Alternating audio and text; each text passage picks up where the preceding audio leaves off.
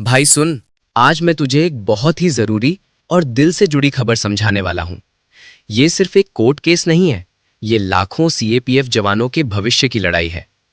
देख, 19 जनवरी 2026, ये तारीख सामान्य नहीं है।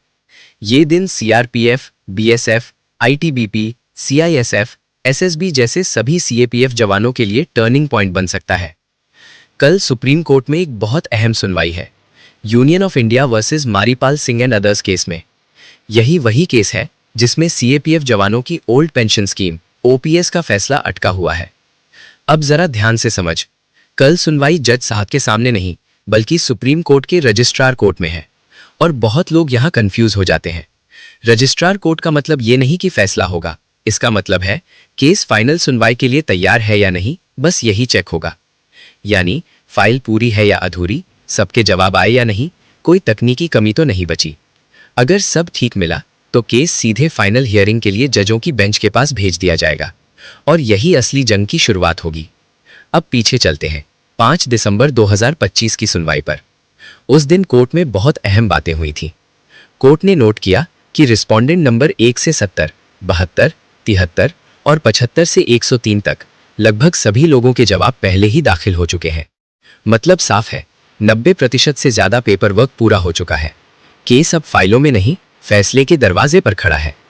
फिर रिस्पोंडेंट नंबर 71 की बात आई। उनके वकील निकुंज अरोड़ा ने कहा, हम बाकी लोगों का जो जवाब है वही अपना रहे हैं, यानी अलग से कुछ देने की जरूरत नहीं। एक और बाधा अपने आप हट गई। अब सबसे अहम पॉइंट, रिस्पोंडेंट नंबर 74। सरकार ने कोर्ट से कहा, यह व्यक्ति इस केस में जरूरी पार्टी ही नहीं है।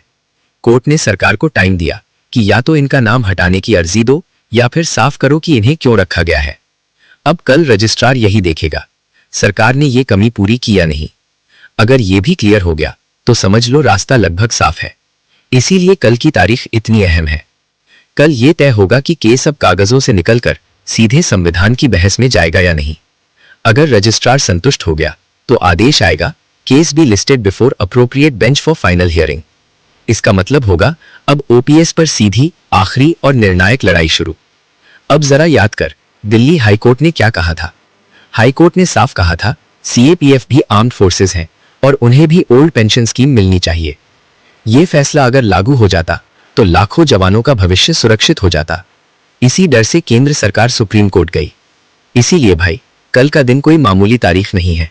ये दिन ये तय करेगा कि सीएपीएफ का ओपीएस केस सालों की फाइलों से निकलकर अब फैसले की चौखट पर पहुंचेगा या नहीं।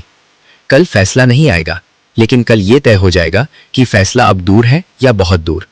और यही वजह है कि पूरे देश के सीएपीएफ जवानों की निगाहें कल सुप्रीम कोर्ट पर टिकी हैं।